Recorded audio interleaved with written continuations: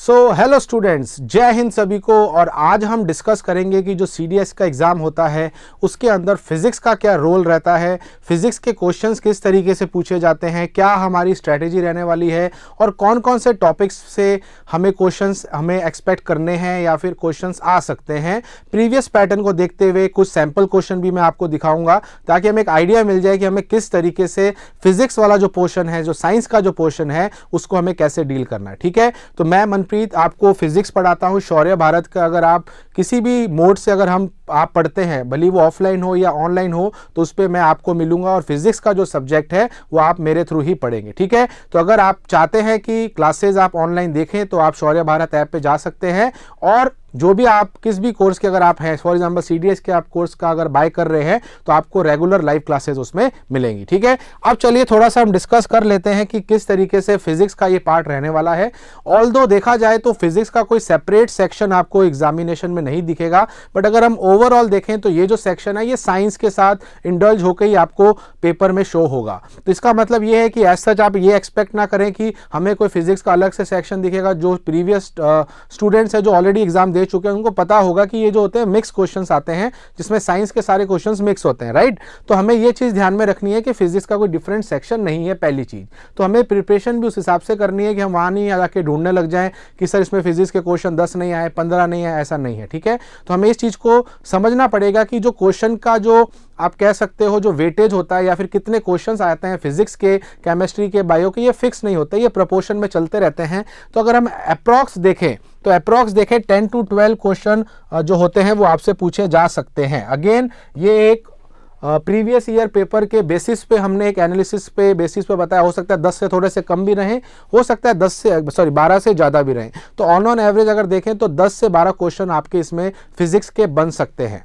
अब इसमें आपको एक चीज़ ध्यान रखनी है कि ज़्यादा हमें कहते हैं ना, डरना नहीं है, कंफ्यूज नहीं होना है कि यार फिजिक्स पता नहीं कितनी डिफिकल्ट है। 10th लेवल तक जो भी आपने साइंस पढ़ी है उसमें जो भी आपने फिजिक्स के चैप्टर्स पढ़े हैं वही सारा सिलेबस है। तो अगर आप एनसीईआरटी अच्छे से पढ़ लेते हैं और शॉर्ट में पढ़ लेते हैं और न्यूमेरिकल्स या जो हमारे एमसीक्यूज होते हैं अगर आप उसकी अच्छी से प्रैक्टिस कर लेते हो, आप कहीं पर भी फिजिक्स सेक्शन में नहीं अटकेंगे। ठीक है, सो अगर हम देखें अप्रॉक्स 10 to 12 क्वेश्चन रहते हैं जिसका हर एक क्वेश्चन का जो वेटेज है वो 0.83 मार्क रहता है और नेगेटिव मार्किंग भी है। और नेगेटिव मार्किंग कितनी है? 0.33। तो आपको क्वेश्चन वही अटेंड करना है जिसमें आप ज्यादा कॉन्फिडेंट हैं। अब चलिए इसमें ये चीज समझ लेते हैं कि सर फिजिक्स का section as compare to other section इतना कोई भारी सेक्शन नहीं है।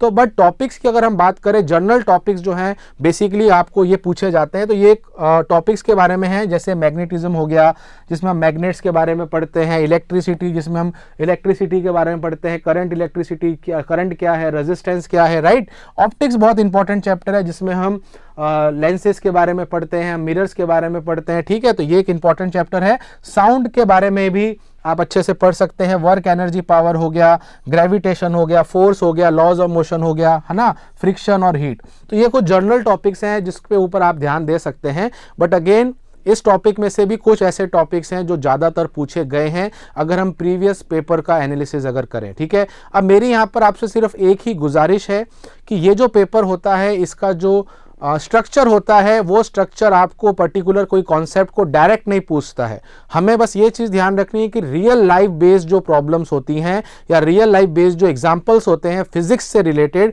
उस पर ज़्यादा फोकस रहती है। अगर आपने पहले भी पेपर दिया है तो आप अच्छे से अवेयर होंगे कि जो स्ट्रक्चर होता है क्वेश्चंस का वो बहुत ही ज़्यादा कॉम्प्लेक्स करने के लिए वो मशहूर है। और यूपीएससी जब बनाता है तो उनका मेन काम ही ये होता है आपको वो छोटे से कॉन्सेप्ट को कॉम्प्लेक्स वे में प्रेजेंट करें। तो हमें इसकी प्रैक्टिस करनी है कि लैंग्वेज पे हमारी बहुत अच्छी कमांड होनी चाहिए। ठीक है, तो ये तो थे कुछ जनरल टॉपिक्स। बट अगेन इसमें भी ये कुछ 5 टॉपिक ऐसे हैं जैसे कि मैग्नेटिज्म, इलेक्ट्रिसिटी, राइट, ऑप्टिक्स बहुत इंपॉर्टेंट चैप्टर है, साउंड हो गया, मोशन हो गया। तो ये कुछ हाईलाइट किए हुए जो चैप्टर्स हैं ये वो चैप्टर्स हैं जिस पे हमें ज़्यादा फोकस रखनी है। अगर आप 100% फोकस रख रहे हैं तो मेरा बस आपसे ये गुजारिश है कि जो ज़्यादा फोकस है, अराउंड 70-80% फोकस आपकी इन टॉपिक्स पे ज़्यादा होनी चाहिए और रेस्ट 30% 40% आपकी फोकस बाकी सेक्शंस में होनी चाहिए जो बाकी टॉपिक्स मैंने आपको बताए हैं। तो ये चैप्टर्स तो किसी भी हालत में छोड़ने नहीं है और ज़्यादा से ज़्यादा हमें थ्योरेटिकल MCQs की आपको प्रैक्टिस करनी है। ठीक है, तो ये चैप्टर्स पे आपको ध्यान रखना है। अब अगर मैं यहाँ पर कुछ सैंपल क्वेश्चंस की बात करूं जो आ चुके हैं, जैसे कि आप देख सकते हैं पहला ही क्वेश्चन जो इसमें है वो लेंस का है। लेंस के बारे में पूछा गया है, लेंस की पावर के बारे में पूछा गया है। अब कई बच्चों को लगेगा पता नहीं सर ये बहुत बड़ा कोई न्यूमेरिकल आ गया, नहीं, बहुत सिंपल है, लेंस की पावर का ये फॉर्मूला है।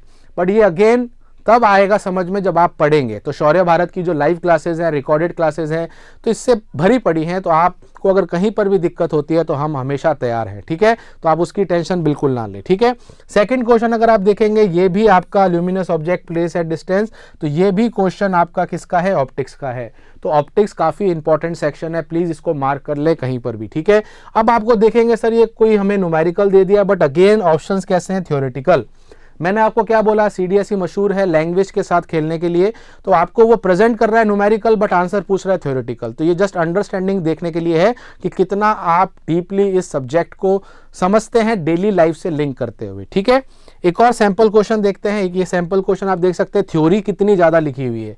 रेदर देन आस्किंग डायरेक्ट यार इसका आंसर क्या होगा, नो, ये उनकी चॉइसेस नहीं होती, इनकी चॉइस होती है हाउ टू कंफ्यूज स्टूडेंट्स। तो स्टूडेंट्स को कंफ्यूज करने के लिए ही तो सारा पेपर बनता है, तो हमें इसी से बचना है और ऑप्शंस को बहुत स्मार्टली डील करना है। ज़्यादातर आपको क्वेश्चन पेपर जो होता है उसमें बहुत ज़्यादा थ्योरी मिलेगी फिजिक्स के अंदर, क्योंकि वो आपको कंफ्यूज करेंगे। कॉन्सेप्ट बहुत सिंपल है, सीधा स्ट्रेट कॉन्सेप्ट है, बट अगेन उसको कॉम्प्लिकेट किया जाता है, ठीक है। जैसे अब ये वाला आप देखेंगे, इंफ्रारेड विजिबल अल्ट्रावायलेंट रेडिएशन, तो ये वाला जो है ये साउंड से रिलेटेड है, वेव से रिलेटेड है, ठीक है। तो आपको ओवरऑल समझ में आ गया होगा कि इस तरीके के क्वेश्चंस आते हैं। अब यहाँ से 3 टेक अवे आपके लिए हैं। पहला टेक अवे ये है, लिमिटेड टॉपिक्स पढ़ने हैं और उसको बहुत अच्छे से तैयारी करनी है। सेकंड टेक अवे हमारा ये है कि थ्योरी पे ज़्यादा फोकस रखना है और न्यूमेरिकल पे कम फोकस रखना है। एंड लास्ट एंड सबसे इंपॉर्टेंट ये है टाइम मैनेजमेंट। टाइम मैनेजमेंट ये है कि जहाँ पर भी आपको कुछ भी दिक्कत होती है तो वहीं पर आप उस क्वेश्चन को लीव करके आगे की ओर चल सकते हैं। तो कुल मिला के अगर देखें तो ये कुछ ओवरऑल सेक्शन था हमारे फिजिक्स का। आई होप आपकी कुछ जो डाउट्स थी, जो क्वेरीज थी, आई होप वो सब रिजॉल्व हो गई होंगी। अगर फिर भी अगर आपका कोई क्वेश्चन है, कोई क्वेरी है, तो प्लीज़ आप कमेंट बॉक्स में जाके कमेंट करें अपना डाउट और उसको मैं ज़रूर आंसर करूँगा। तब तक सभी को मेरी तरफ से जय हिंद, वंदे मातरम।